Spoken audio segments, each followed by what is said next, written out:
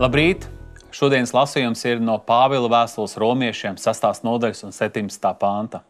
Bet pateicība Dievam, ka jūs, kas bijāt grēka vergi, no sirds esat kļuvuši paklausīgi tai mācībai, kurā esat mācīti.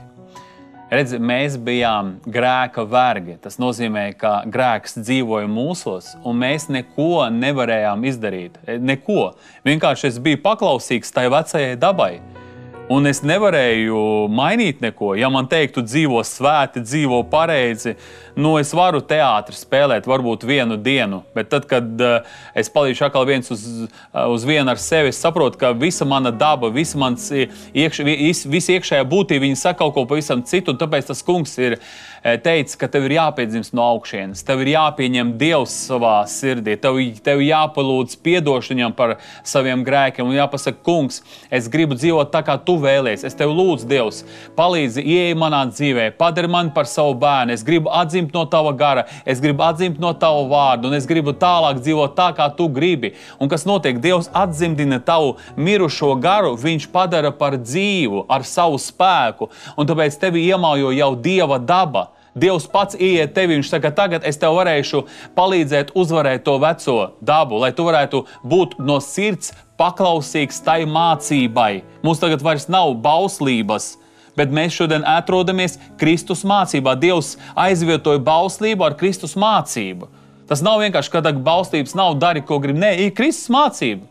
Ir šis patiesais dzīvais ceļš, Dievs mūs māca, lai mēs varētu būt dzīvībā un brīvībā. Un kur ir brīvība, kur ir svētais gars. Un tad mēs tiešām jūtam, ka Dieva gars mūs vada.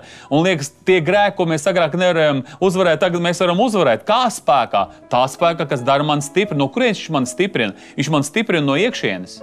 Viņš man palīdz pareizi domāt, viņš man pareizi just, viņš man palīdz pareizi runāt. Viņš svaida manu mēli, lai es tiešām varētu būt tas, kas runā tā, lai tas nestu svētību tagad klausītājiem. Tāpēc to dara tas kungs ar mūsu dzīvi, ar mūsu sirdi. Arī reiz baznīcā viena māte saka savam bērnam, kurš skraidīja no vienas vietas uz otru, viņš saka, apsēdies.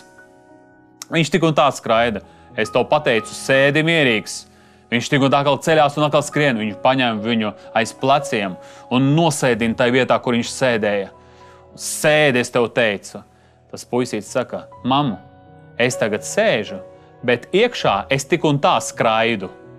Tāpēc šodien, lai Dievs svētī mūs, lai mēs tiešām pieņemam viņa žēlstību, lai, ja mēs kaut ko daram, lai to daram no sirds. Tam kungam patīk, ka mēs viņu pielūdzam garā un patiesībā, lai tas tiešām ir iekšēji patiesi, lai tas tiešām ir no viņa gara. Savādāk viņam nekas tas nav tīkams. Mīļais kungs, es lūdzu tev svētī, lai mēs esam tiešām tādi no sirds, kungs, kāds tu esi no sirds. Tu esi tas, kurš visu dara no mīlestības, un tas ir viss garā, Dievs. Tāpēc tev lūdzu palīdz arī mums necensties izpelnīt tavu mīlestību. Zināt to, ka tu jau tā mani mīli, un tu esi tas, kas visu arī dari caur mani. Tāpēc lūdzu palīdz mans mīļais kungs, lai es varu uzvarēt visu to, kas tev nav tīkams, un pildīt tavu vārdu, Dievs, kā tev ir tīkams. Es pateicos, mīļais Dievs, ka šodien varu būt no sirds tev paklausīgs, jo tu, Dievs, dargais, esi paņēmis manu sirdi savās rokās, un tagad vād viņu, kā tu gribi. Svētī arī šai dienā, Dievs, lai tiešām, ka nāksies pildīt tavu vārdu, Dievs. Es tev lūdzu, lai tiešām tavs spēks nāk un palīdz mums piepildīt to. Paldies tev par visu, Jēzus vārdā. Āmen. Uz redzēšanos. Visu labu!